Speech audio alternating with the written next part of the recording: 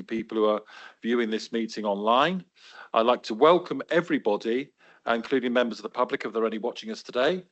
Today's meeting will be run using the webcasting system via Microsoft Teams, and committee members and key officers are physically present in the council chamber at Dean House in Taunton. And I'm already looking up there, we have a couple of members who are joining us online. We've got Councillor Clayton, Councillor Chilcott, you're most welcome, and a couple other people as well. Afternoon. Hi.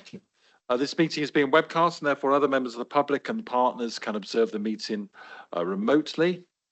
The agenda pack is available via ModGov or directly from the council website from the link which was sent out to members.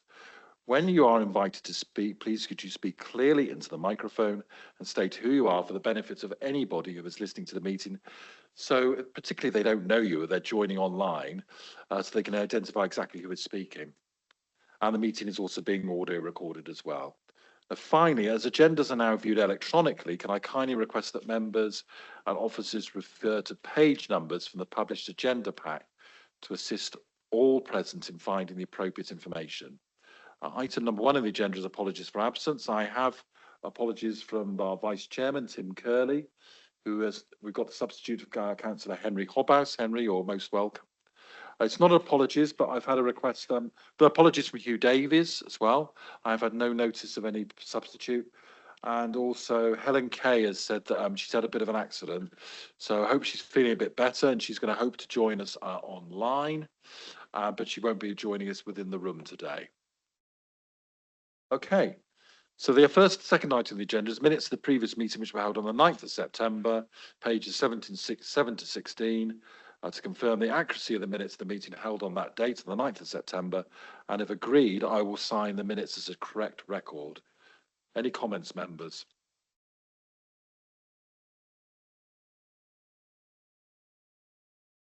No? Can I treat them as a true record of what took place? Do I have a proposal to accept the minutes? Councillor Pearlstone, do I have a seconder? Councillor Philip, just got it before you, Martin, but that's most welcome to put that up, your hand up as well. All those in favour? That is carried. Sure. Yes. Actually, just as I happen to be looking at it, item 40, LGBT electoral review, that says the monitoring officer Dark Clark. I'm just wondering if I've forgotten that. could that be a typo? There's none of the dark arts around here. There's obviously some kind of typo, isn't it? Well spotted. Well spotted. Item number 3 is declarations of interest. Members invited to declare any interest regarding any matter on the agenda and to specify the nature of that interest. And I'll highlight to the meeting the standard declarations of panel members in relation to the membership of town and parish councils, which is always published on our website. Are there any other interests which people wish to avail themselves of, specifically to this agenda alone? Okay, item number 4 is public question time. There were no submissions for statements. Questions received by the deadline of last Tuesday, the 3rd of December at 5 p.m. I do have the discretion to take any late urgent questions at the meeting. I've come here and I've not had any notice of any late questions. And I can take either of all the public questions at this point or defer them to be taken with a relevant item. Is there, Scott, we don't have anybody, do we? No. Okay. We move swiftly on to item number 5, which is the LGBCE electoral review, Somerset Council's consultation on division arrangements. And I'm going to invite Stephen Lake, our Head of Electoral Management, to introduce the report, including the agenda pack, and then I'll invite our members to speak. Stephen. Thank you, Chair. This is on page 17 to 20. The cross-party working group has been established, which is to prepare a scheme of 96 members, which should be submitted to the Commission. There have been 3 meetings to date and 2 more are scheduled. The composition of the working party is set out on page 19, and reasonable progress, I think, is being made to date. It is quite intense, I have to say, as members will be aware. And really, the recommendations are before you to approve that working group and the composition, and have a special meeting of this committee at which a final report will be submitted prior to anything going to the Commission. Thank you, Chair. Very much.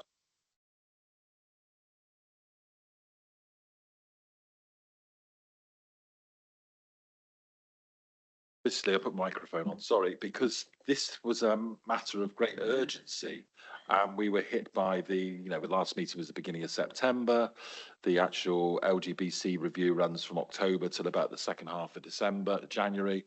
So we had to, between meetings, set up an establishment of a working group of 10 members to consider the council-wide response for submission to the Boundary Commission review. And that was done by myself via the group leaders as well, and via Councillor Curley, the vice chairman. So we're just bringing that to, as a rubber stamping exercise about the work we had to do there. We have met 3 times. I want to point out, this is just an opportunity cross-party to try and bring members together and come up with some kind of council-wide response, which has some broad support for the Boundary Commission. It's not set in tablets of stone. It's not guaranteed that the Boundary Commission are going to accept that. Of course, if it's got coterminous, cross-party support by the working group, it has more chance of success. But the Boundary Commission do all sorts of different things. Sometimes they accept these recommendations for the council, sometimes they don't. But we have to have a starting point. Stephen has worked extremely hard on bringing this together, these different ideas and proposals. And I just want to point out that this is not set in tablets of stone. There is an opportunity for any member to bring forward their own submissions, their own ideas, and members are already beginning to do that. I've had a sight of 2 or 3 members who've done that. Any town and parish councils are indeed doing that. Any political parties, I'm sure they're looking at that as well. And any working parties, any sort of our partners, our council partners are working on these things as well. Each submission is as worthy as the next one, and the Boundary Commission want a whole breadth of different ideas that they could look at before coming to a deliberation and bringing forward the next part of the review is their first response to it, which will be the first idea for some boundary divisions, wards, which will probably be in June, I think, isn't it? Yeah. And then there'll be a shorter period of consultation, and they'll come back and hopefully they'll be able to bring their final decision back to the council just before Christmas 2025. Members, any comments? Councillor Johnson and Councillor Osborne. So I just wanted to check what the deadline was for councillors to return their boundaries. I'm one of the few that has drawn their little pretty picture. I don't know if you've made councillors aware of the deadline for that. But if you've only had a few in, I'm guessing that probably needs a little prompt. And the other thing I just wanted to check is how much weight will you be giving to parish councils versus councillors, because you may get divergent views from parish councils and councillors. I'm just wondering how that's going to be worked through. And when do you think we as councillors will have a final knowledge of what our patches, if we are standing again in 2027, will be? I can answer the last question. That will be just before Christmas 2025, when the Boundary Commission is due to complete its work and they bring their final recommendations, which they'll lay before Parliament in early 2026. Stephen, would you like to respond to Councillor Johnson's other point? The first one, Chair, is if Councillor Johnson is saying when individual members can submit to local government boundary commission, it's exactly the same date as we do, which is the 20th of January.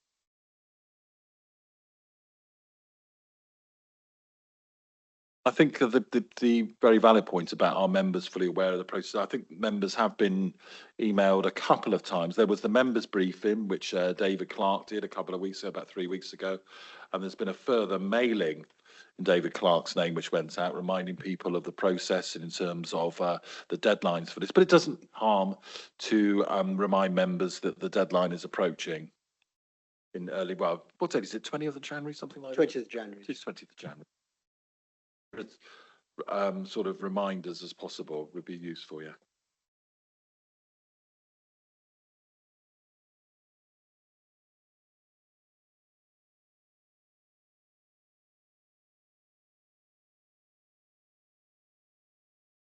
Chair, this is presuming that they're going direct to the commission, everything has the same weight.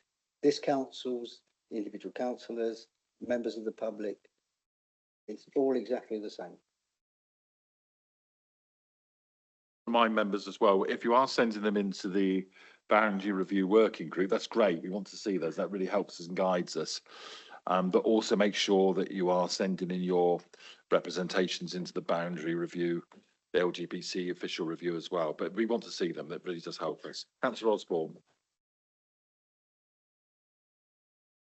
Yes, Chairman. Firstly, just to confirm that the paperwork that was sent out, that the deadline for councillors responding here is actually Friday the 13th, whereas January the 20th is for the Boundary Commission itself. There is a risk, and also we've had, I think, surveys on local plan. There is a risk of confusion between all these different consultations and the fact that we're doing a local plan at the same time as this is going through. So I think we do need to be very careful that those dates are made crystal clear and what you are requiring from us as members.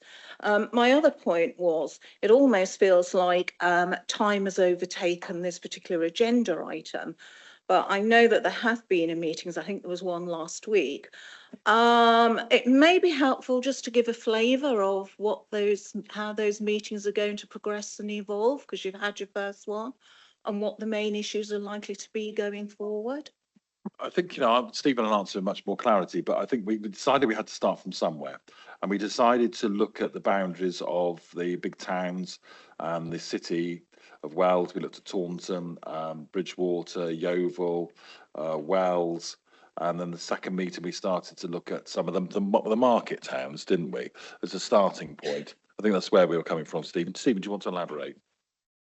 Yeah, yes, Chair. That was the initial instruction from the working group, that they wanted to start at least with the big conurbations, big being a various term. But and as we look at those, we also start to take in the hinterlands of those, because it makes sense in some cases to incorporate parishes, etc., or wards of parishes from outside of those. So we've got through, so we certainly Taunton, Frome, and a number of other towns. We've done about 30 electoral divisions that we have agreed as a working group. Now they might still change as we start to look across the whole piece and take in parishes, because, for example, between let's say Chard and Crewkerne, there's a very small gap. So you might have to look at just adjusting one parish from one to another, etc., just to get the balances right. A quick plea in that. You've identified that by doing towns first and then market towns, there's a risk of possibly finding yourself with gaps and orphan parishes. It's almost as though the parishes, the rural hinterland, is being considered as an afterthought. And I'm rather concerned that it doesn't get left behind, or we don't wind up with parishes being attached to particular towns. Excuse me, just to make up the numbers, because the Boundaries Commission's primary role is numbers based. I would actually say, likely the rural hinterlands are not an afterthought whatsoever, and we just use that as a starting point to come forward with ideas. We've had already some representations from some of the towns who make the sort of same point. There is some concerns in some places about some of the way that previously some towns have been joined together with some rural areas, and that has been not ideal. We are trying to avoid that in places, but I have to say, and I'll be honest with you, it is going to be absolutely impossible for that not to happen somewhere. It will happen somewhere. When we reach the end of this process, we'll do our best. I'm sure the Boundary Commission will do the same. When the final recommendations are laid out to Parliament in early 2026, there will be some which we're very happy about, some we're okay with, and there will be some which we think, we're not really happy with. It's impossible to get in this process to get something that everybody is happy with. And I'm no doubt that at the end of the process, even with the best one in the world, there will be some rural areas which are in an electoral division with some towns. There's some places where that happens. It's not the most appropriate sort of solution, but there are some rural areas which very much look to towns community-wise as well.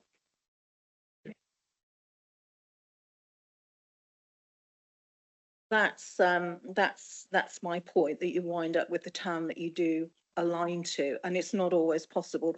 And let's not forget the Boundary Commission's ability to throw in complete curveballs that nobody asked for and nobody wanted.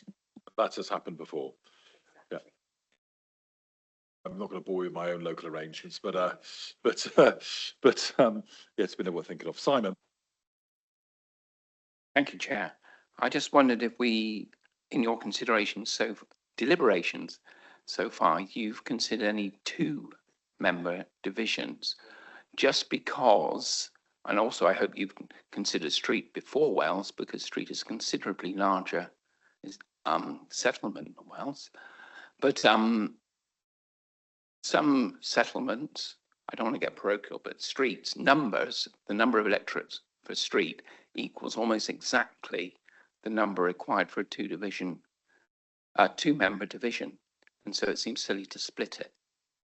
Again, I think it was the will of group leaders, I've been reminded on more than one occasion, and also that of full council, that we try to come up with a process of having predominantly single-member divisions.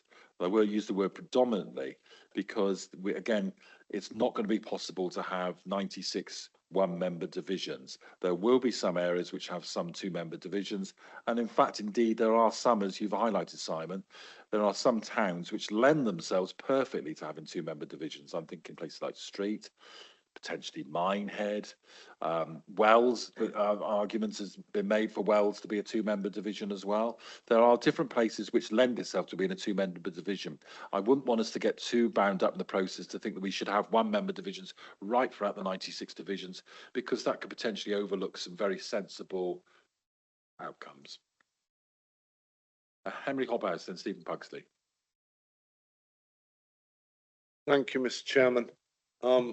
I just want to point out that a 2-member division in a rural area is looking at between 10 and 13 parish councils a year. And it is much easier to deal with a 1-member division if you are only having to deal with 6 or 7 parish councils as opposed to 13.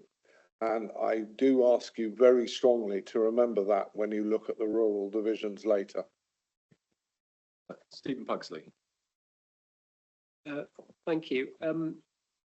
I would very much like to pay tribute to Mr. Lake because there is an enormous amount of heavy lifting that has to be done very quickly in this process. And I think all of us that have been serving on this working group have been fantastically impressed with the way in which he's pulled the figures together. So I would like to thank him for that. I would also like to say that I think that the working group has been acting in a very non-partisan way, and I've been very impressed with how everybody has very constructively looked at each proposal that's come forward. So actually, I think the progress that we have made so far has been remarkably swift. But as I say, an awful lot of that is due to Mr. Lake, and I think we need to acknowledge that here. And whilst I'm doing that, I would also, I think, if I may, like to move the recommendations in the report. Lee Redmond's been very patiently waiting, and it's my fault. I just said to Scott, I've missed Lee. I'm so sorry, Lee, you've been waiting very patiently to speak. I do apologise. Thank you, Chair, and thank you for. I'm not a member of this committee, although I am a bit of a constitution nerd, as most of you will know. But I am a member of the working group, and I think there's a couple of points that, forgive me, that we need to be made now because it's not as well listened to or aware. It's the fact that the officers that have been asked to do this are doing it in part, and I'll choose my words, not theirs, with their hands tied behind their back a little bit. And as far as the smallest jigsaw piece we've got to work with is the polling districts, and in a lot of cases they are somewhat bigger than they should be, and doesn't necessarily reflect the current position we're in. Also, the fact that the numbers that we've got to play with are based on 2030. A projection which some of us, rightly so, who sit in the working groups, become frustrated on a minute by minute basis in the fact that they may not be reflective of a fact in what we know about our own divisions and divisions and wards and groups. So it's a point that I would please ask that we make as loudly as possible, as far as the jigsaw pieces may not fit our aspirations in the real world. And what I would ask, Chair, and my suggestion is going to be, in as far as our first sentence in the review is to do it, make sure that we state the point that we have done so under the limitations placed upon us, because it just isn't realistic. In the real world, we've got 2.5 years before the next election on these new boundaries. A sensible position, forgive me, when you speak about government of any colour, you may not know, they may not recognise a sensible position, would be to look at the polling districts first and then build the new boundaries, because there are times and places where some large areas are already taking over different places. And forgive me for being, it's not progress, it's just an example that I know. Bridgewater itself, if you look at the two of the areas at either side of Bridgewater, which are very much part of, are 3,000 electors in effect on their own. So that is a big lump of the mean number that we're trying to get. I just think it's important that we need to be clear that in an ideal world, I'll ask that we pause the boundary review and maybe look at the polling districts first, because the numbers that are there would make it, if we're able to have a smaller jigsaw piece, it may be able to develop boundaries that better reflect the areas and communities they represent. It just it's a point that we need to be made, Chair. So thank you for indulging me to have my comments. Any other comments that we collectively that we've heard from members?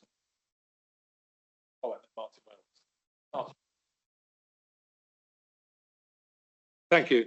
Having gone through this process before in South Somerset with the late amended Mike Lewis, and I sat down and did this process in some depth, I think we should be very, very careful about watering it down in any way, shape or form to the Commission. If we put something to the Commission which says, well, we might like to do this, but we think that might happen, and that they will just ignore it, as they did the South Somerset one. Frankly, it's a very process-driven process, and the only thing is put a definite plan forward.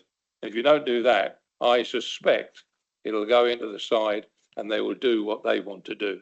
So I think, and having been to one of the meetings as a sub, I think Stephen ought to change his name to Solomon, because it's one hell of a task, and it's doing. I was very impressed with the meeting, as the other Stephen said just now, and I think we're doing the best that we can possibly do.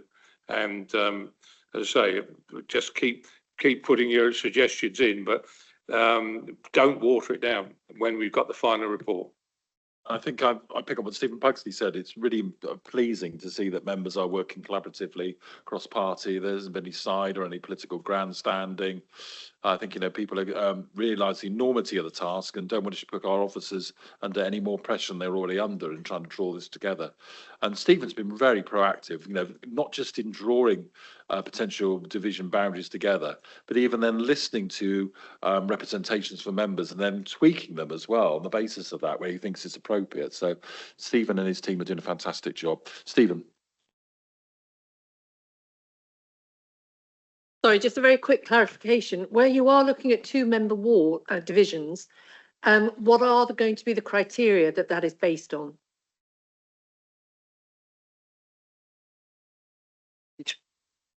They almost become obvious, Chair.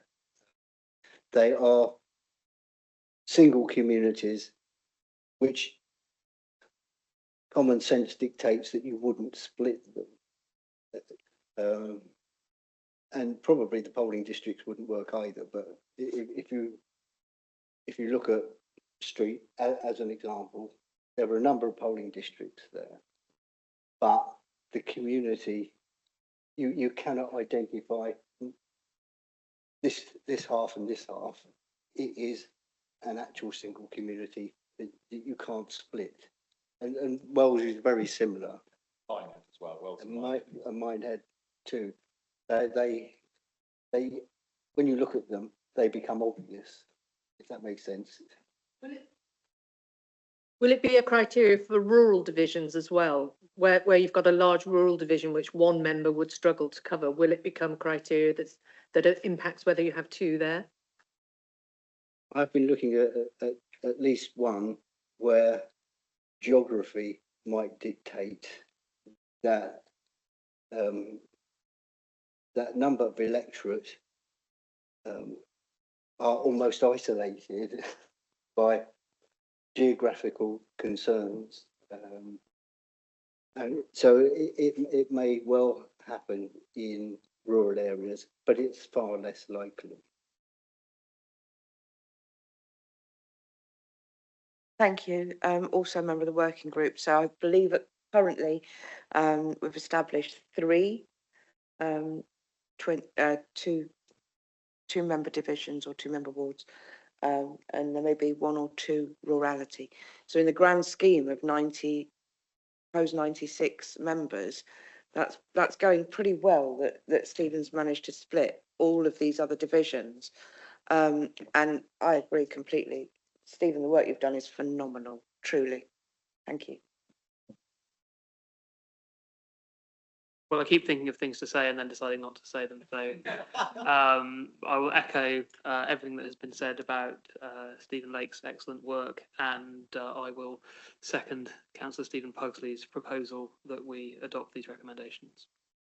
Remind members as well, before we move to the vote on this, that the report from the working group, will be an extraordinary meeting of this committee, which is going to take place in early January before we have an opportunity to submit the boundary working group's work and sort of conclusions to the LGBC review before the deadline of the 20th of January. That in mind, I have a recommendation by Stephen Pugsley, seconded by Theo Butt-Philip, to accept the recommendation. All those in favour? Carried unanimously. Thank you. And item number 6, results of the review of polling districts and polling places, ironically. And Stephen, again, it's the Stephen show to introduce a report including the agenda pack, which is in pages 21 to 24. Yeah, we did go through the complete consultation process, and we had nobody respond to it whatsoever.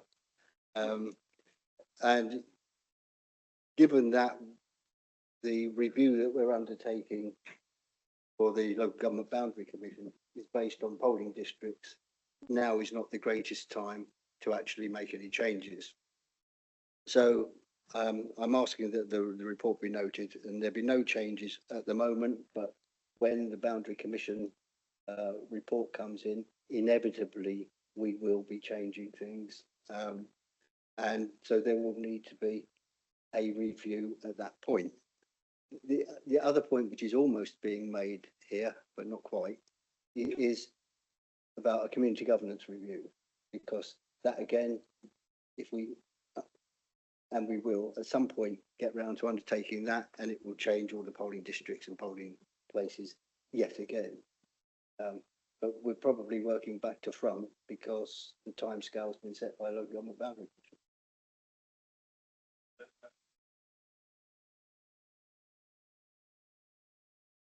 Else that's going on, I think. I completely understand the conclusions on this one. Do you have a recommendation that we move to the recommendations, consider report on the review's proposal that no changes are made at this present time, the existing parliamentary polling districts and polling places? Do I have a proposer for that?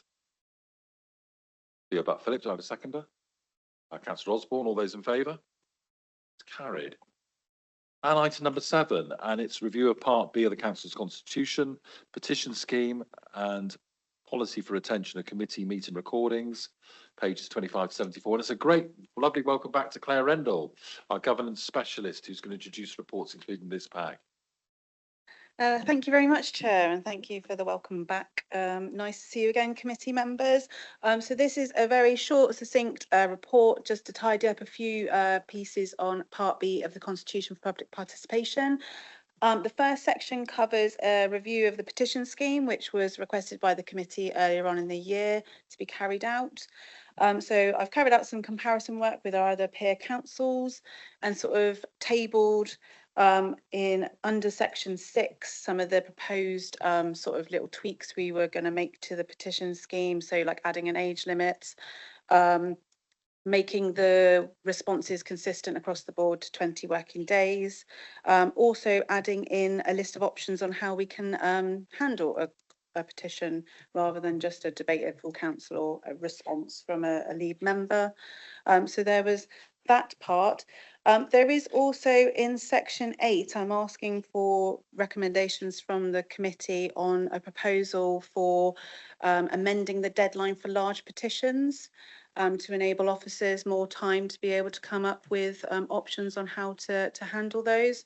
So one of the proposals is we either ask them to be 10 working days in advance of the meeting, like we do with motions, to give officers adequate timing to give more detailed options as to what we can do with a petition, or we can just keep it at the 3 working days, but maybe with an option that we then, if it's over 5,000 people, we then discuss it at the next full council meeting again to give officers, lead members time to formulate a response.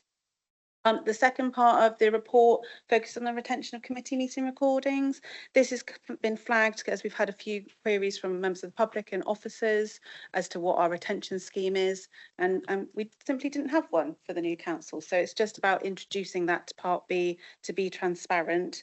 And the proposal is that we keep them stored on our internal servers for 12 months, but as long as YouTube is free, then we will continue to store them on YouTube for free for forever, basically.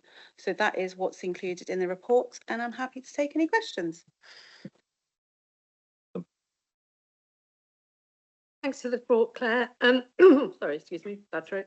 I just wanted clarification on the process, because you're saying you want people to give 10 days notice of a report, but when you look at how you will deal with a petition, it then has moved it to 20 days if it's going to be rejected. So I'm thinking if somebody puts it in 10 days before, they may have an expectation it's going to come to full council, but if it's going to be rejected, there's a 20-day period for you to do that. It just felt like a bit of an anomaly as how it was going to work. Thank you. Yes, I completely agree. It will probably be with that, it being that close to full council, I would like to think that we would be able to respond straight away to be able to advise whether it be accepted or not. I think it's if they're submitted in between, then we would have that period of time to obviously consider them and respond. But if it was that close to full council, I would like to think that the monitoring officer would be able to respond straight away. But we can tidy that up in the procedures by all means, to make that clearer, that if it's within a certain timeline of a full council meeting, that it would be dealt with quicker. Yeah, it was really making sure that people who are submitting a petition have clarity as to whether it will be coming to that full council or not, because the response, if it's not valid, being at 20 days just feels like they could be left hanging thinking it's coming and it's not.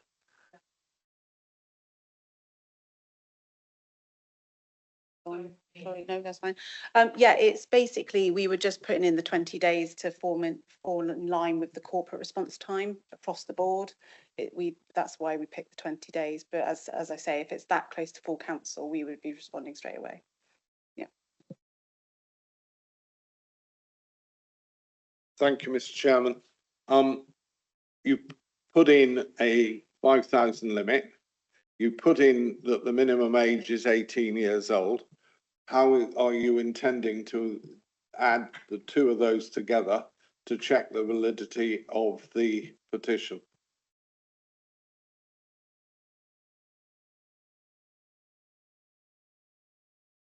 Thank you. So in theory, and I didn't make this clear when presenting, in theory, when we get a petition, we should be checking the electoral register to ensure that the signatories are there listed. Hence, they should then, in theory, be over 18 if they're on the electoral register.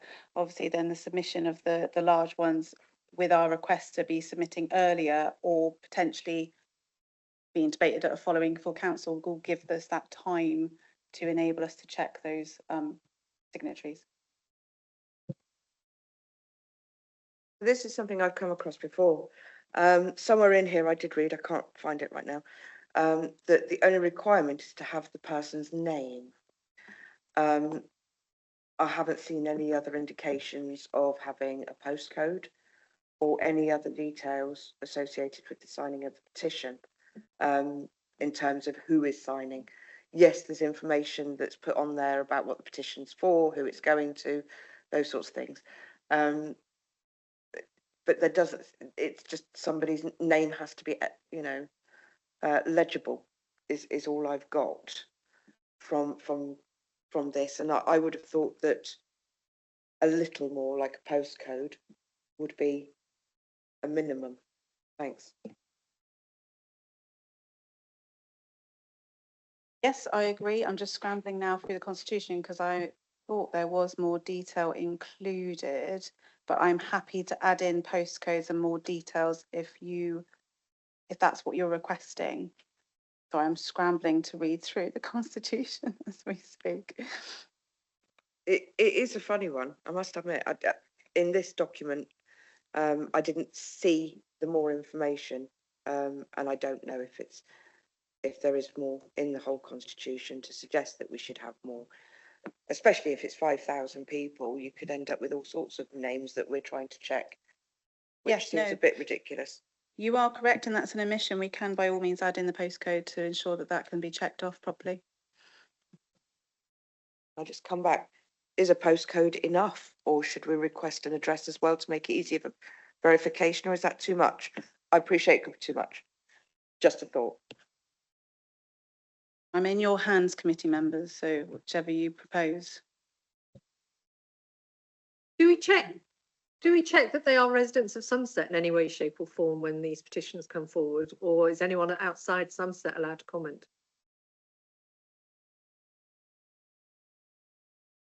Yes, they should be being checked, yes. Yeah. In theory, yes.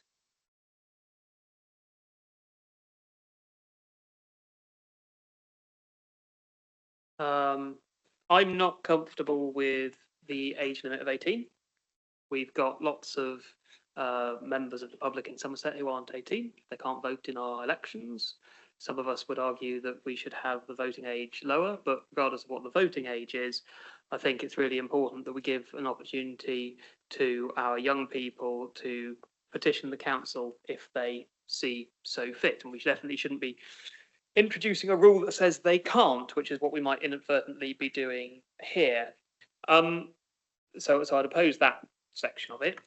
I'd also question whether I can see the logic in wanting to make sure that all 5,000 people who sign it are residents of Somerset, and we've checked that on the electoral register. Whether that's actually a very sensible use of anyone's time is another question altogether. I have agented an enormous number of candidates for election, including at least 2 people in this room.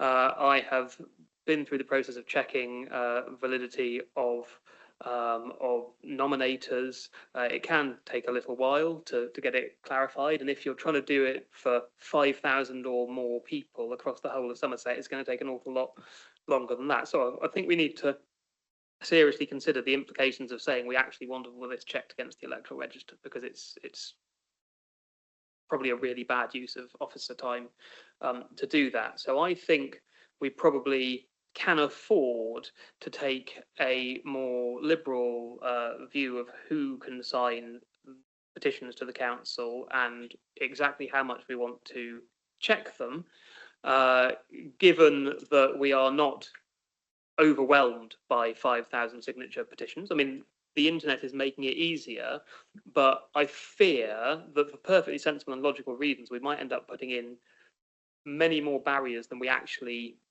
need to this process, which could, if we're going to say you need to have enough details for you to be identified on the electoral register and be on the electoral register. One, that's, as I've already covered, a huge amount of checking, but two, it will mean that a lot of petitions just end up being invalid because they're having to ask people for so much information, postcode, full address, what have you, rather than what's very common now of just your name and your email address, that will actually be shutting a lot of people out from that process, and it's probably not necessary.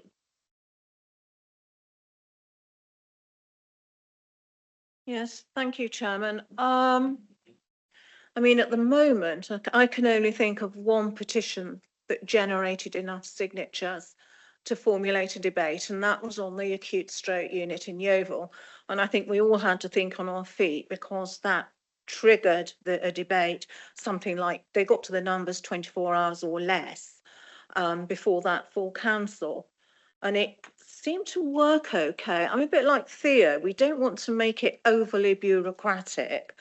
If we collect a lot of data from people, where does that put us with the GDPR once you start asking for more than just a name? Because as I say, at the moment, I would have said the system as it stands in terms of large petitions worked.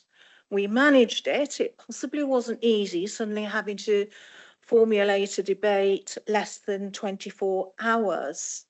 But that takes us on to suggestions for how we deal with it.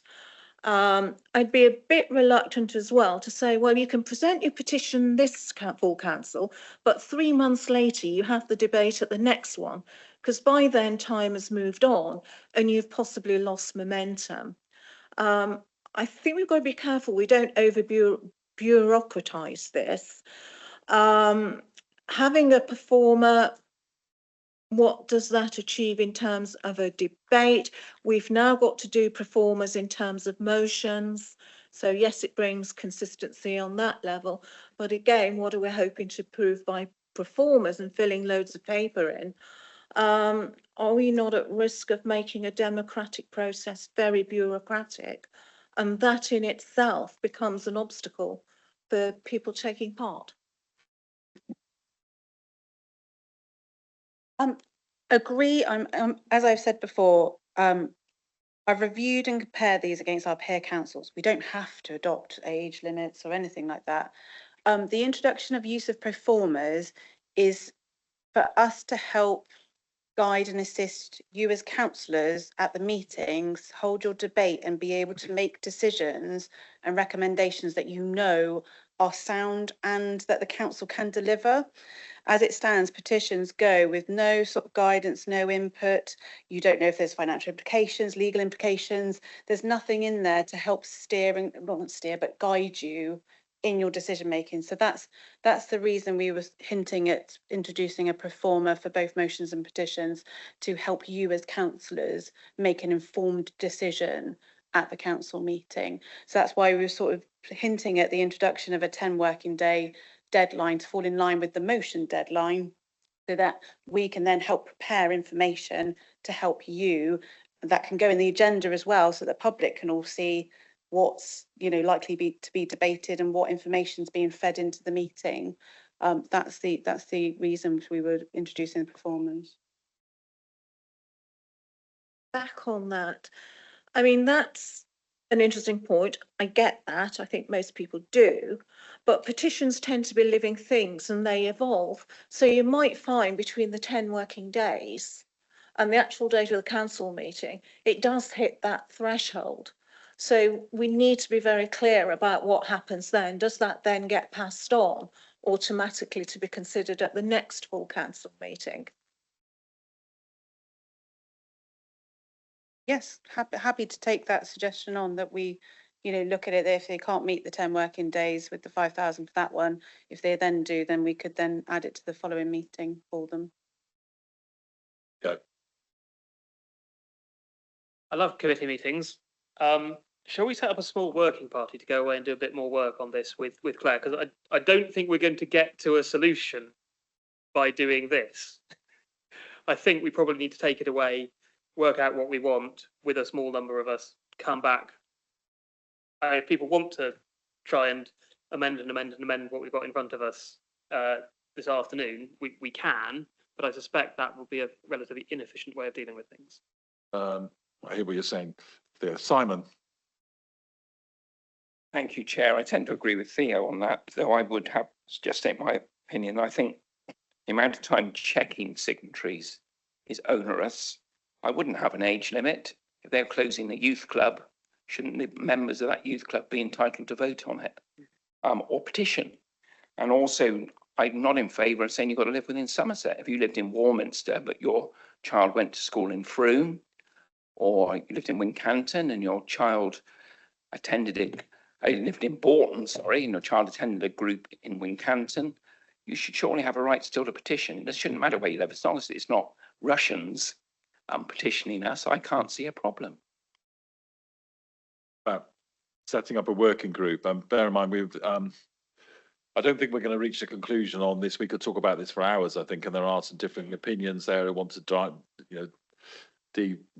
down on various different aspects of this. So how quickly could we get a working party set up? And Claire, how would you feel about us bringing us back to the next meeting of Constitution and Governance? I wouldn't be able to hold a working group until the new year, if I'm being completely honest with you. Sorry, this close to Christmas. And when's the next one meeting? The special one, January. So when's the one after that? At March. March, February. Yeah. 10th of February. Can do. Stephen Pugsley, then Dawn Johnson. I do note that this was due to go to the council meeting on the 18th of December, so it will mean having to scrub it. Yeah. Tonight. Correct. From full council. Correct, Councillor I mean, Pugsley, yeah. I can follow on from that. I mean, for me, the two questions seem to be about age and what details go on the form, and I'm not quite sure why we can't decide that here today. One of the things that was mentioned is email addresses, because so many petitions are signed online. And if there are emails involved, you're then looking at, I presume, points of GDPR and data sharing, which we may have to look at within the Constitution and governance of that, whereas a postcode is something else entirely. And also the discussion about checking, but I'm in agreement with Theo about a quick working group, scrubbing it from the 18th and really getting down pat, seeing as, lots of petitions do take off quite quickly. You never know where you could end up and get caught short by not actually getting this right. Henry to come in, then I'm going to move to a vote and ask for somebody to make a recommendation. Henry. Thank you, Mr. Chairman, for allowing me in. I think we're making this far too complicated. I think that if you've got 5,000 signatures and 10% of them are false, it doesn't matter one iota. And the amount of work we're handing to officers to check everything when it goes through is a complete waste of time and money. And I seriously suggest, Mr. Chairman, that you do set up your task and working group if you wish to. Either that, or we make the whole thing a lot simpler here and now. And I would make a proposal that we do make it a lot simpler here and now. So you're not in favour of a working group? I don't think we need it, but I'm very happy to be. You're the chairman, Mr. Chairman. Scott, can you? I suppose just taking Councillor Hobhouse's fundamental point, which is about making it simpler. And I suppose in one way I would just refer to the current scheme. The current scheme is very simple. You don't need to meet hardly any of those criteria. I think what we flagged though, and it came out of the committee's work programme, which was we want as a committee to look at the petition scheme and see how does our scheme compare to others. I think a lot of the work that we've done, particularly with other peer councils, has flagged where we're out of kilter in terms of things like age limits and also in terms of details, particularly around how we accept petitions. I suppose picking up on the point that Councillor Philip made, which is a fairly key one, which is the one around what's the problem we're trying to fix? Are we inundated with petitions at full council? Clearly we're not. However, one of the things which draws out the comparison piece is there has been a significant growth, as I think many of us are aware, in e-petitions. E-petitions by their very nature can be quite national or even global in nature. So one of the requirements which other councils have locked onto is trying to ensure, are people from the area in which they serve, is this an issue of concern to them, or is this a concern for another country, which is then being effectively referred to local authorities in turn? So that's why some of these have got controls around wanting to see addresses on there in order to be able to identify, is this an issue that's genuine, an issue that communities in Somerset feel, rather than a generic national issue. So I think the choice in part is the existing scheme is already very flexible and simple. The peer council work is more about if we wanted to be more in line with our peers and provide us with some added safeguards to ensure that these petitions are generated purely from communities in Somerset. That's why these recommendations have been drafted in this way. But it does come back to, in part, the 2 points that I think both Councillors Hobhouse and Councillor Philip have made, which is there a problem we need to fix? And why do we need to make it any more complicated? So is somebody willing to make a proposal, please? Thanks. Can you repeat your proposal, Henry? I propose that we make, either we stay as we are, which seems to be quite simple, or we make this scheme that's being proposed simpler so that we don't waste officers' time and effort in doing something which I think is unnecessary. Can you define how you make it simpler in your motion, though? You remove the age. You remove everything that is part from the signature. You've got two people over there. Okay, do we have a seconder for that? Chairman, I'm not seconding, but there is another option which isn't considered, and that is usually what if the system is working, if it ain't broke, don't fix it. So do we put that as an extra option in, that Well, we I'm waiting- leave it as it is for now? I'm waiting to see if I have a seconder for Councillor Hobhouse's motion first, and then we'll see where that comes from. That's useful as a fallback. Do you have a, Henry, do you have a seconder? Do you wish to repeat it then? That's just, I mean, if it's helpful, I'd suggest, I think what Councillor Hobhouse is almost referring to in part is to almost for the committee to acknowledge the work that's been done on looking at comparators, but actually on reflection to keep the petition scheme as currently in the Constitution as is. So effectively, this committee has received the review work, but is not minded to recommend any changes to the current scheme at this time. Okay. Very happy, Mr. Chairman, because at the moment we have no age limit and we remove the necessity, excuse my language, the necessity of doing a 5,000 cant on a petition, which we get probably one a year. Claire, you wanted to come back. Yeah, with whatever proposal you make, please don't forget there's a second half to this on the retention scheme for the recording. So whatever proposal you make to the recommendations, that it needs to be included. Thank you.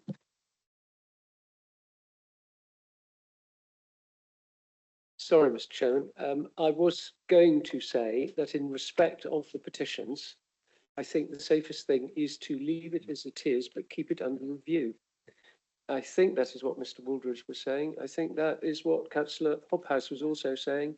I think that's on the whole the feeling of those here at the moment, but acknowledging the tremendous work that has been undertaken. And we all know how Officer Rendell strives tremendously on behalf of the constitution of this authority.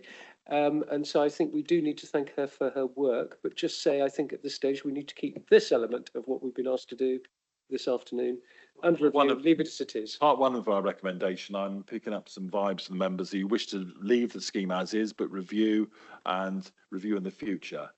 Thank Councillor Claire Rendon and her team for the work on this. Do we have a proposal for that? Yes. Do we have a seconder?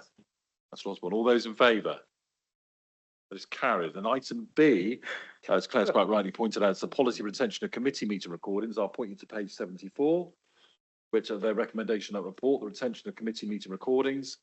Claire did outline it at the start of this item, but I will read it again. The council will retain all committee meeting recordings for no longer than 12 months on its internal storage site. The council will make all committee meeting recordings available on its website by the use of YouTube on its unlimited basis. This not to include any discussions that have taken place in confidential session. The legal recording of the meeting will remain in the minutes, which will be available on the council's website for viewing. Well, do I have a proposal for that? A seconder? All those in favour? Thank you.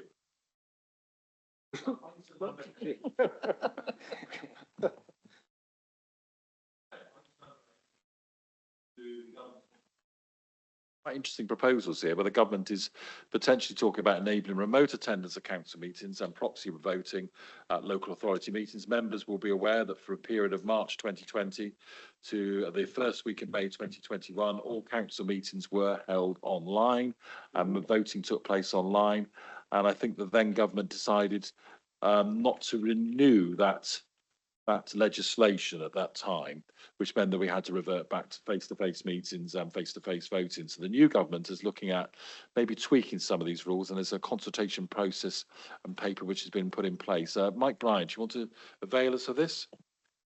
Thank you, Chair. I think you probably crossed off most of the points I was hoping to include in my introduction. So I did that. Not at all. Thank you, Chair. So yeah, I think, thank you, Chair. You probably crossed off most of the key points already, but I'm sure members will be aware government has launched a consultation considering both remote attendance and proxy voting. The consultation proposes allowing members to participate in formal meetings remotely, but is not intended to be a return to the legislation implemented during the COVID pandemic. This change aims to improve accessibility, reduce travel costs, and ensure meetings can continue during emergencies. The consultation is further exploring the option of proxy voting, which would enable members who cannot attend meetings to designate a fellow member to vote on their behalf. However, whilst proxy voting is convenient, I think we have to acknowledge that it does carry some risks, including the key role that discussions and debates play in decision making. Just as a bit of useful context, a recent LGA survey found that 9 out of every 10 councils had members who would make use of virtual meetings if permitted. Just to let members know, the consultation questions are detailed in Appendix A to the report, which is from page 82 in your reports pack. And we would very much welcome your views to feed into a whole council response. It's a really interesting piece of consultation, this one, isn't it? And very nuanced. It's Simon. Thank you, Chair. I don't know if members are aware that recent legislation has allowed this in licensing already. And I think people still wish to attend mainly in person, but it does give you that flexibility. We live in a wide geographical area, and I think we've got to have the ability to vote by proxy, although attendance is preferred. Just a comment to Emily. So given the report later on in this meeting on the adoption or, the discussion around SACRA and the recent debate on attendance and participation, it does go to show that there is the risk that should you allow proxy voting across the board, that attendance in person will go down, which is not always necessarily the best thing. I'm not saying it's bad, but it's not the best thing. So will there be limitations on the reasons given for proxy voting? Sorry, I've got to go and collect my children whilst trying to listen to, what could be a really important committee meeting that you are therefore going to be voting on. Is that going to be acceptable or not? And how do we draw the lines at what those things are? There are some obvious ones and some less obvious ones that should or shouldn't be made available. We also use substitutes quite often as well, and that is still available to us in person. Hands raised, and I'll let those people speak before coming back to Mike. I've got Theo, but Philip and Sue Osborne. Henry, do you want and Henry? Theo, Sue, then Henry. So the two parts to this, there's the online attendance and then there's the proxy voting. I'm very strongly in favour of allowing online attendance. I hate hybrid meetings, so sincere apologies to everyone who's joining in from online. They're just an absolute nightmare to follow sometimes. But I think they are an incredibly useful way of enabling people to participate when they otherwise might not be. That can be for logistical family reasons, which I know only too well, or they can be for minor ill health. I think back to COVID situations. I will not name the council where it is reputed that on a vote of no confidence, three members of the administration mysteriously turned up at the back who hadn't been there for the meeting wearing masks because they were reputed to have COVID, and they shouldn't have been there, but they weren't able to vote in person because the legislation had changed. So I'm very strongly in favour of allowing online attendance and participation and voting, crucially. And then there's the proxy voting, where I think there is actually a role for proxy voting in our deliberations, but I think it should be fairly limited. For example, you're not going to have a proxy vote in a planning committee. That would be ridiculous. And it shouldn't be, you shouldn't have proxy voting just on a sort of one day I've got to go to the shops sort of basis. But there are times when participating in a meeting online isn't going to be realistic.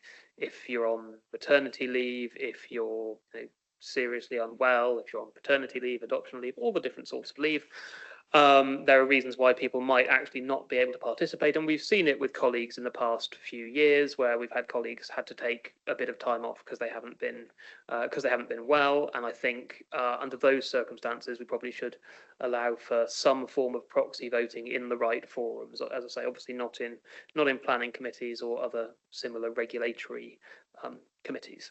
Those are my views. Sue? Yes, thank you, Chairman.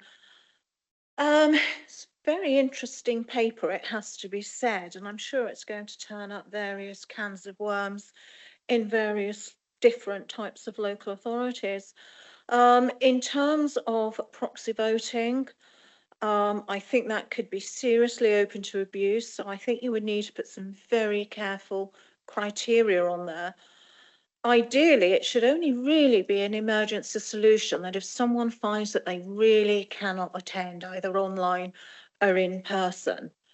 And it should also be limited as to the number of proxy votes an individual councillor can carry, for the very simple reason there are some local authorities where you might get a very strong personality or a very strong group where they have one particular point of view, and anyone who disagrees, they may try and persuade them to not go, but hand us your vote.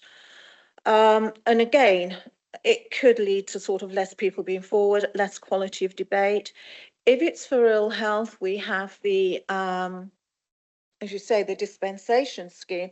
And you could also argue that if someone was seriously unwell, what impact is that going to have on their judgment if you are debating legal, technical, and other fundamentally important matters? So I think proxy has got to be considered very carefully, and you need to put some very tight controls in that to stop it being abused.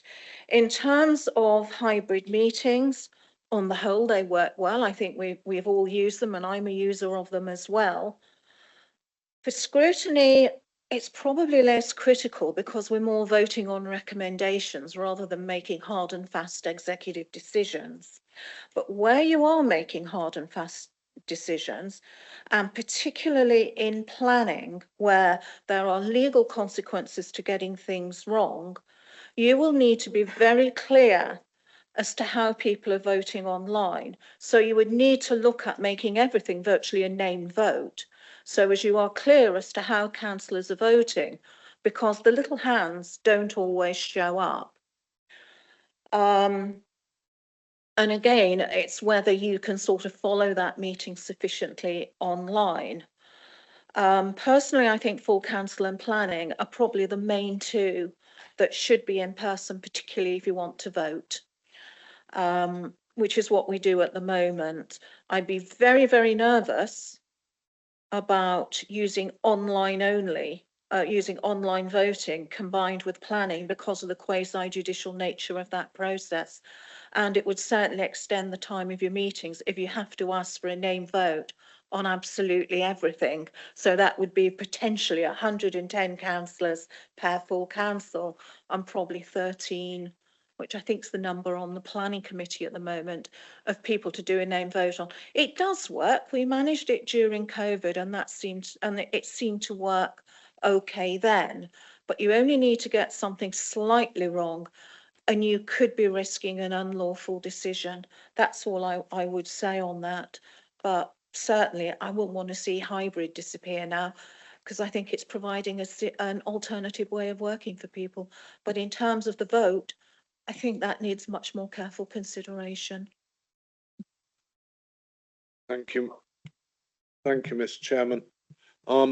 I actually don't agree with you, Sue. But let me start at the beginning. It is very important for climate change and the environment that we stop travelling in our cars for 2-hour meetings in Taunton. And we need to keep that in the back of our minds, because at the end of the day, I'm guessing we are 11 of us here. We've probably done 220 miles between us all to attend this meeting. And frankly, we could have all been up there for this meeting, and the chairman would probably be in the room, I'm guessing, and would be controlling the meeting exactly as he is now. For normal meetings, the proxy vote is completely unnecessary, because what I'm doing here today is I'm subbing for somebody who cannot be here. I could just as easily, if they will, sub from my sitting room as coming in here, and I don't see the problem or the point of having a proxy vote for normal meetings. That is not the case with full council, because there is no substitute you can have at full council, because everyone is supposed to be there. And the argument about a proxy vote at full council is valid because of the holidays that councillors are quite entitled to go on, and would they want to be online from Mallorca or somewhere for a full council meeting, unless they're very conscientious. I doubt that's the case. So my argument would be that we need joint meetings because of climate change as much as anything else. The substitution system seems to work in a quite valid way for most meetings, and the proxy vote should only be available at full council.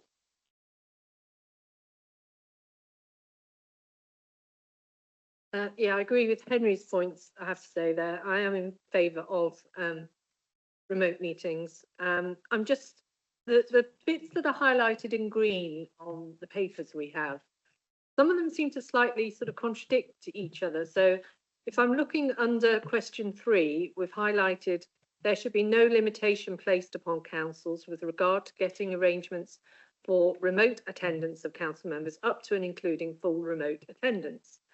When you go further down, under question 6, we're saying councils should only have the flexibility to change a meeting from in-person to online or vice versa due to unforeseen and exceptional circumstances. And then further down under question 7, we're saying council should, under D, under question 7, any formal meeting allowing remote attendance should have at a minimum specified percentage of committee members in physical attendance. So all those 3 to me seem slightly contradictory, and I'm not quite clear what we're actually specifying then. So I feel there's not a lot of detail on what we're specifying here. I mean, it says there should be a percentage, but it's not saying what that percentage should be. Some are saying the council has the ability to decide whether a meeting's moving from in-person to online, and then another point saying, well, they could all move online. So they're contradicting each other. Right, I've got a number of other speakers, but do you want to come back and pick up some of the points that have already been made? Sorry. Thanks. So I'll start with Dawn's points first, if that's okay, as they're the freshest in my mind. So Dawn, the the drafted responses were intended to promote discussion. My apologies if they are contradictory. That wasn't my intention. You're absolutely right that there is a percentage mention. My hope was this committee would have a view on what sort of percentage that should be to make it a meaningful meeting. Looking through notes, I've scribbled down here some of my other points. I've got the risk of reduced attendance. I've got positive climate change implications. I've got the importance of technology being used as well as possible for voting. I've got Henry's points around role of substitutes and proxy voting. But certainly if members have got any specific points on any of the individual questions, I welcome those to make sure they're included. So if I'm correct, then we're looking for discussion here on whether all meetings go remote or whether we select meetings that go to be remotely dealt with, and potentially set a percentage of how many people we expect in a room. Is that correct? I think it's probably fair to say, I mean, certainly in terms of the response, clearly the government are giving us a bit of a choose from these options. So they're rather trying to steer councils in terms of some of the response. I think what we're trying to bring through as part of our response is a fundamental point, which should be locally, councils should be able to determine how and where and best to hold those meetings within that framework. I think that's what we've tried to thread throughout. If it helps on the point about the percentage, I mean, just a suggestion, but the easiest way on the percentage would just be the quorum for the meeting, which are quite standard. So for a committee of 13, that would just require 5 of the 13 to be present. Again, as for the other item, I think we could be in danger of sort of rewriting the proposed legislation. The government will write the legislation. This is they'll be guided by the consultation with all the 300 and odd councils they're consulting with up and down the country. This is an opportunity for us to put in our views, and Scott, sort of encapsulated some of the views made by members there. Stephen Pugsley, then Barry, then Martin. I think on the first point of being able to participate fully in meetings remotely, that is something that I think we should support for reasons that Councillor Hobhouse and others have enumerated. We did it very successfully during the pandemic. We managed to keep council business going, working remotely. And I think we proved then that it worked, that there wasn't a problem with it. It could be made to function very successfully. And I think that whether or not that is fully remote, hybrid, we can determine that locally according to the circumstances of the time and the meeting, the appropriateness of the meeting. I mean, some meetings which are relatively small scale and perhaps in the depths of winter could be fully hybrid, fully remote, but others like this one could be hybrid. What does worry me, however, I have to say, is the principle of proxy voting. And I say that because I think one of the key things that I have always been taught is that you listen to a debate, you participate in the debate, you don't come with a firm view about anything, you have an open mind. And part of the success of a council is that you should be able to engage in discussion, you should be able to listen to other people's views. And of course, by exercising a proxy, the person who has given that proxy is essentially saying, well, I'm not going to take part in that debate or listen to any of the arguments. I'm just going to give you my vote. And I don't think that's right, personally. So I'm very happy to go with hybrid, remote, whatever, and fully be able to vote in that way. But I'm very reluctant to see us go down the proxy vote route. Yeah, I share those concerns as well from the chair. I think I've given this a lot of thought, and hybrid is here to stay. And I think it's a step forward. I think as an opportunity for members who are hybrid, who've listened to debate, to participate and vote in that debate as if they were in the meeting, they attended the whole item. That's a step forward. I think, it's a progressive step forward. I do have concerns with this proxy voting exercise. I mean, it may not be, you could see perhaps maybe in some authorities this could be misconstrued in terms of where people how they were chosen to be the specific proxy, if somebody volunteered to be a proxy because they had a particular axe to grind on a particular issue, or they were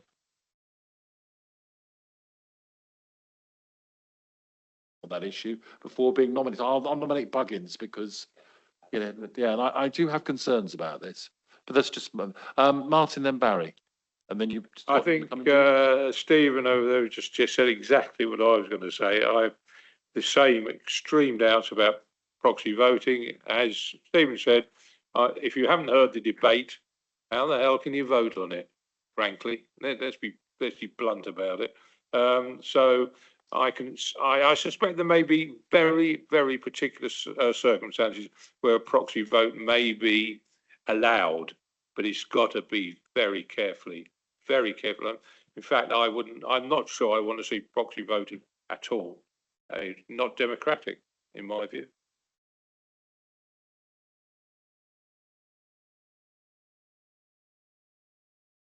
There you go. Is it? Oh, right. Yeah, thank you, Chairman. Having done a 75-mile round trip by the time I go home tonight, I could see the attraction of doing these virtual meetings. I don't think I get much out of them, to be honest. I miss a lot of what goes on. And doing remote meetings, it diminishes the whole point of having a meeting, in my view, because you miss the ongoing debate. You can't pick up everything that goes on with a virtual debate. You hear what they say, you see somebody, but you wouldn't see all the table round and get people's opinions, if you like, by their body action. You might, oh, what a silly idea. And you miss all that if you don't go to the meeting. And the other thing I would be very concerned with proxy voting, how many goes do you get at having a proxy before they say that's enough? And the other thing I would say, surely we're not recommending this for full council. Thank you.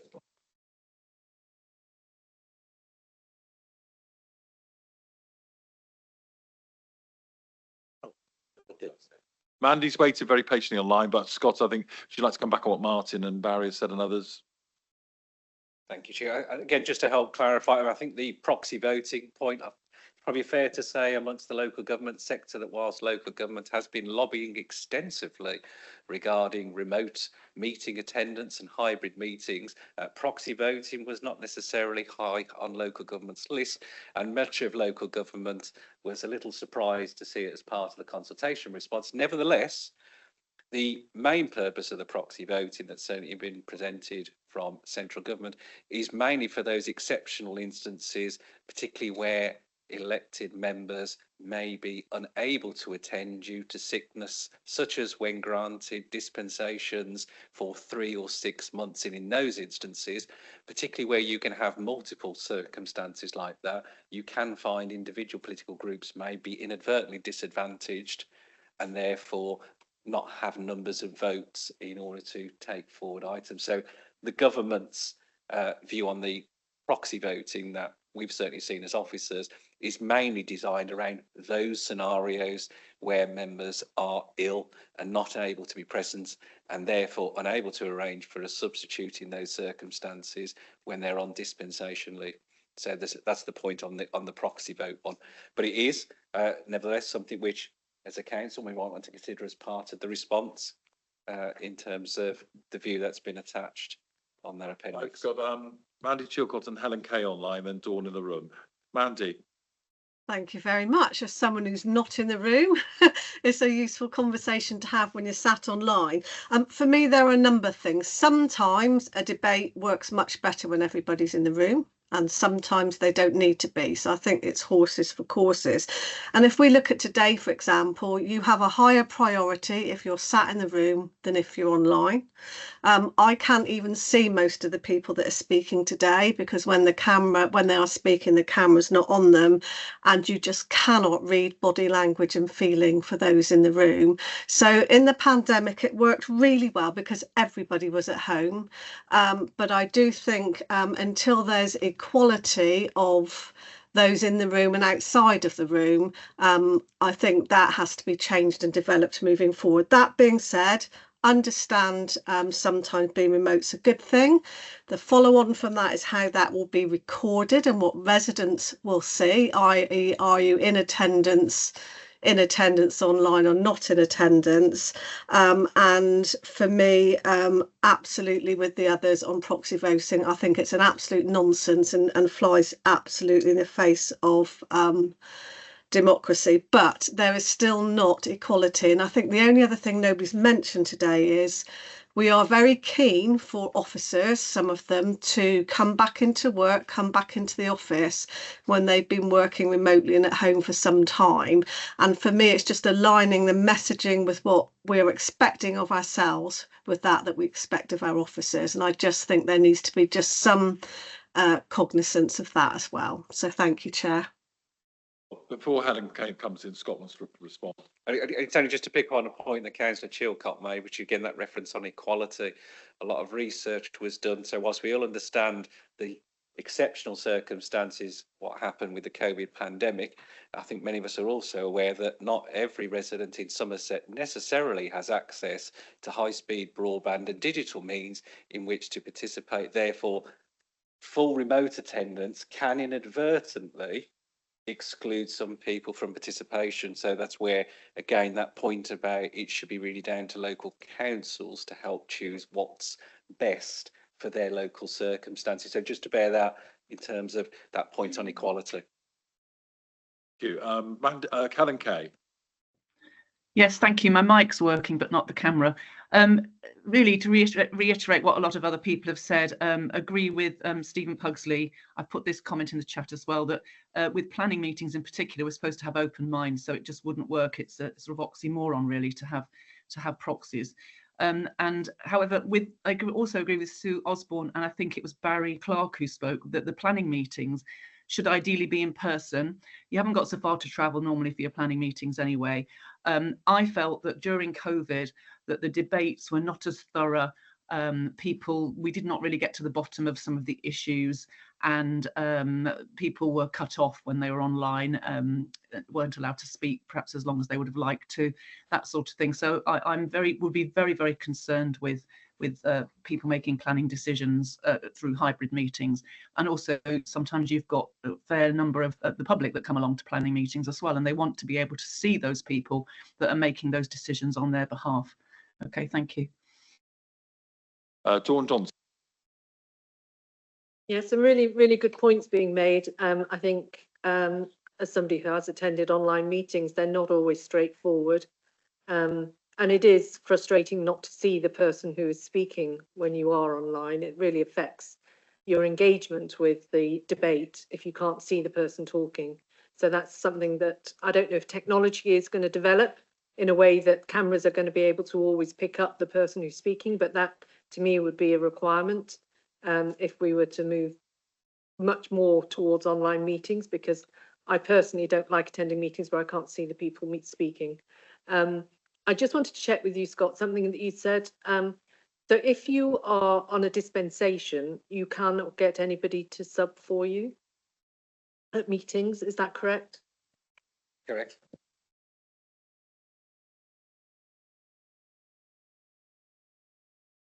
Come back, Jim. I'm just looking at page 86, I think it is, or 85.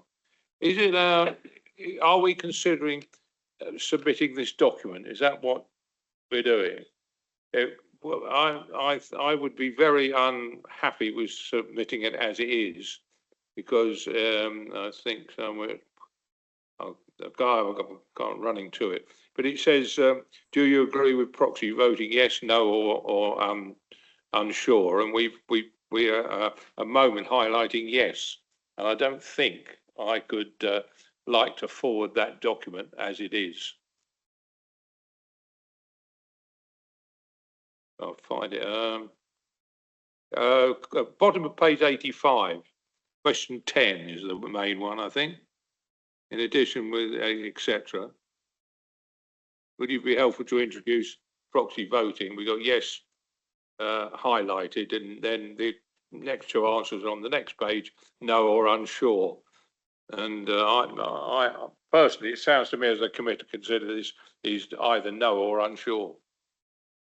Well, I mean, the recommendation is that we consider and comment on the draft consultation report as set out in Appendix 1, but it's quite clear there is, unanimity almost, if not totally, regarding our concerns regarding proxy voting. If we were to submit and the draft report consultation response with the rider that we wish to amend the questions regarding proxy voting and make it quite clear that we have very strong concerns about the concept of proxy voting, full stop. Dawn. Can I just come back then to the point I made earlier, that some of the statements actually seem contradictory? So if we're saying yes to one, it kind of then supersedes of one that comes further on. So I can go back to under question 3, we're highlighting there should be no limitations placed upon councils with regard to setting arrangements for remote attendance of council meetings up to and including full remote attendance. And then further on, under D, 7D,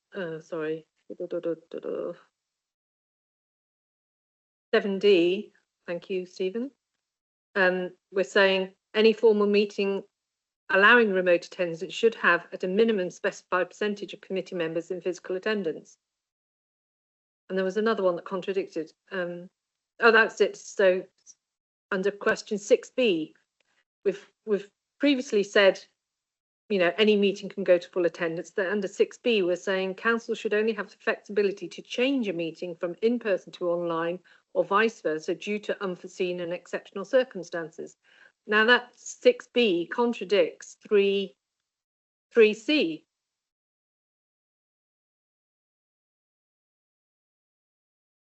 Again, yeah, this is, I think, as we've said, this is just the draft response that's been there.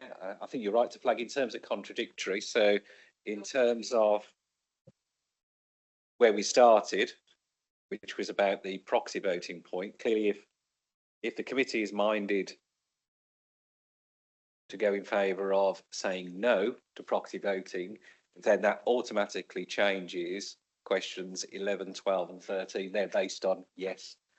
So it will completely change all of those to reflect that.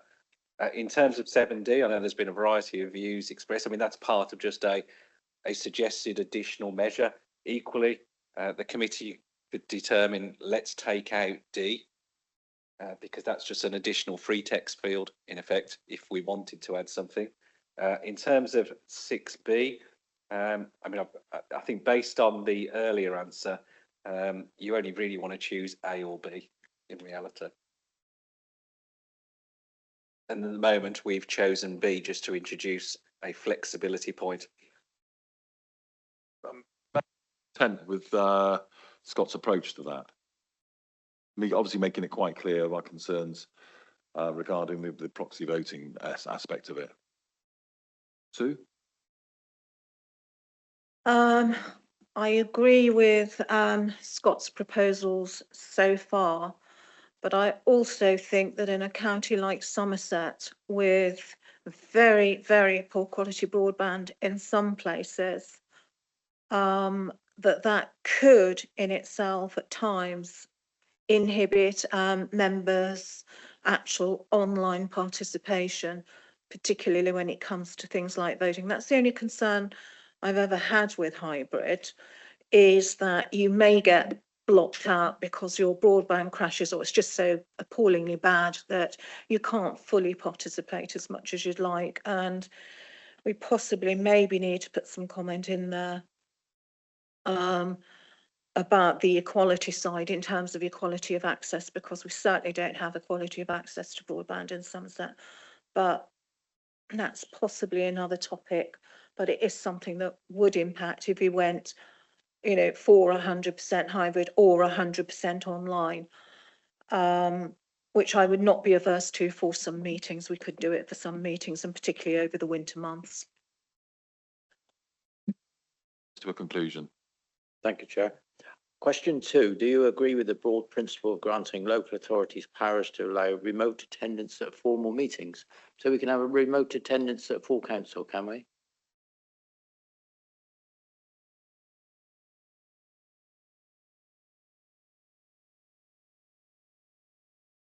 again, that's just a general principle question in terms of question 2, in terms of would we support the legislation coming into place to allow remote attendance? That's all question 2 seeking to do. It then moves you straight on to question 4 in terms of on what basis are you responding? We ticked up no, didn't we, for that?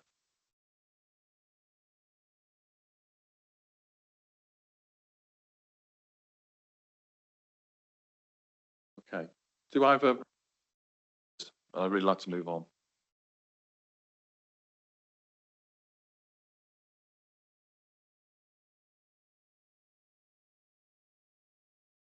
Martin. Proposal with this without the proxy vote, so basically what was it? Proposal as written without the proxy vote. Is that what? That would be sensible, yeah. Happy to propose, yeah. Seconded by Simon. All those in favour? Sorry? The proposal was, as is, no proxy votes, but raising our strong concerns and our position to proxy voting as a concept. Yes, yes. All those in favour? It's carried, thank you. Item number 9 is the update of the Standing Advisory Council on Religious Education, SACRE, and we've got Jamie supposed to be. Scott's going to cover this one. Thank you, Chair. And again, hopefully, just to help everyone, the proposals you've got set out within the report have come through SACRE itself. They have identified what I would suggest are some minor tweaks to their existing arrangements. The approval to those changes rests with this committee. That does not require full council approval because they do not form part of the council's constitution.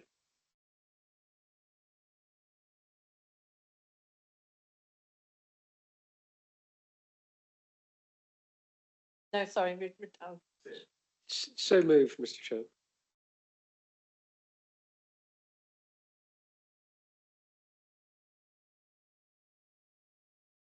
Is the Constitution and Governance Work Programme, pages 103 and 104, to invite the committee members and other elected members to comment on the work programme, recommend any suggested amendments for the committee to consider. Henry Hobhouse. Thank you, Mr. Chairman. In May this year, you voted to have a review of the footpaths and bridleway work. It was slated to be in July and the meeting was cancelled. It wasn't put on the agenda in September. It's not on the agenda today. It's not in the forward programme. Could we please have it put into the forward programme so that we can review it? And the other thing that needs reviewing as well is the TRO committee. At the moment, we don't have a TRO committee. For those of you who don't know what I'm talking about, in most councils, there is a members group that make the final decision on TROs that are controversial and have more than 3 people interested in them. Both things could be combined. So you had a highways, basically what would be called a highways members committee that made the decision on both the TROs when they come up, which is very rarely, and the rights of way, which come up much more frequently. Thank you, Mr. Chairman. I thought you were going to mention that, Henry, and I did tip Scott off before the start of the meeting that you were probably likely to raise this. Chair, and thanks, Councillor Hobhouse. I'm happy to take that away directly with the service director concerned to then look at when that could be scheduled into the committee's work programme in early 2025. Noting, of course, that there are already a number of items. I'd suggest there is some link sometimes, and it may be sensible to try and link it at or near, well, either at the same meeting or near to the same meeting as when the committee receives the plan in terms of reference review as well. If I may come back in, Mr. Chairman, the head of planning was at the May meeting and agreed that this was not in her directorate to be looked at, and it shouldn't be part of strategic planning. And that was agreed at that May meeting. So could we please get it in so that we can look at it before the AGM? Thank you. Sue Osborne, then Barry. Thank you. I note there is a planning proposed terms of reference review scheduled in for March. How is that going to be done in terms of, is there going to be any sort of 10th of March working groups, or are we just going to be presented as we were last year with a set of, this is what we've decided, take it or leave it, type of proposals? Because I think last year there was criticism that it just involved the chairs of the planning committees, who may not always reflect the views of the members that sit round the table. And there was a feeling that it should have a much wider member engagement, because planning does affect all of us at some point, even if it's just referring things to committee. I think I'd like a little bit more detail on how you are proposing to handle that. So similarly, should we take that away as an action and confirm to all of the committee members the approach being taken with colleagues in planning, legal and democratic services, particularly with that learning that we took from the AGM this year, which is around ensuring we have good member engagement on the proposal. So if we take that as an action and then confirm virtually. Yeah. Thank you for that, Scott, because I think there was a feeling that members were locked out of that, and so, and a lot of members have views on that and how it operates. I seem to remember from full council as well that because some of us did object to some of the things in there, particularly the scheme of delegation in terms of getting planning applications to committee, I think we're actually promised a review in November, and that hasn't happened. But I'm pretty certain that was something that was almost said at, I think, one of the summer full council meetings, when there was, shall we say, some resistance to those proposals. I think it is important that that is also part of the review, the whole scheme of delegation, because personally, I'm not sure it works very well from a member perspective. Claire, you wanted to come in, didn't you? Yeah, thank you for that, Councillor Osborne. I can only apologise. We've obviously not given out reasons why it's been delayed, but we have been notified that government are due to release a national scheme of delegation in the new year. So it seemed counterproductive if we carried out a review of the terms of reference for them to release a national scheme of delegation. We'd have to review it again. So the plan is to wait for guidance as to what that's going to incur, and then approach you again as to how we then handle a review on the terms of reference. I think it was always, from the chair, I think it was always understood, hearing what members have said, that there would be a much wider involvement of members outside the chairs and vice chairs of the committee in terms of this review. And I'm pretty certain it was, it's fine for a reminder, I'm pretty certain it has already been reported at a previous meeting, the reasons why we were not picking up in November, because the outstanding government consultation on planning anyway. And we thought it better to be forewarned and have that information with us so we make sound representations. Barry. Thank you, Chairman. In the constitution relating to the planning, there were initially several references to the chair and the vice chair, who can take it on themselves to decide if a thing should go forward to planning. And in some instances, it's suggested that they should, brackets, where possible, consult with a divisional member. Now, I thought we'd taken that sort of thing out and they had to consult with the regional member. Can we take it forward to the next meeting of this group and just discuss it, please? And the other thing relating to planning meetings in Planning East, the last meeting went on for 4 3/4 hours. On an agenda, I think we had 6 items. 3 were deferred to the next meeting. Some of them were deferred from the meeting before. And we wonder, or I wonder, is it possible to split the types of applications into very minor ones where, for example, somebody... I hear what you're saying, Barry, but these are all things that have been considered in the review at the appropriate time. Have been or will be? Sorry? Did you say have been or will be? Will be, yes. Will be, thank you. Yeah, I'm not decrying the importance of them at all. That's what the review is for, and the reasons we've outlined, again, as a reminder, why we've slightly delaying matters, because we've got the outstanding government review at the moment. Comments, members? Then I would actually then formally close the meeting. Thank you. I've got a hand up, Chair. Sorry, oh, Mandy, I do apologise. Sorry. See, it's just not the same online, is it? No, I'll be very quick. Just to back up Councillor Hobhouse for transparency, our LCN Highways subgroup has picked up issues about the rights of way. The reason I'm commenting is it really needs some urgency because there's a provisional cut-off date of 1st of Jan 26 for recording rights of way. And if they're not recorded on a definitive map, they could extinguish routes. So I would ask that it's looked at really as a matter of urgency because in 12 months' time it may well be too late. Thank you. Can we formally close the meeting up, Henry? The problem is that we have 400 plus applications to go through at this point on rights of way. And I'm not going to comment on what is happening on the reorganisation, but the situation is that over 300 of those were accepted by this council illegally. It's now been corrected, and we need to have a unit which can actually agree that applications are correctly inputted so that we end up with a proper plate of what's got to be dealt with.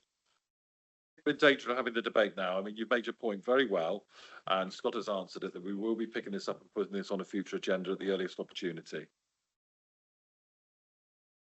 We formally close the meeting, members.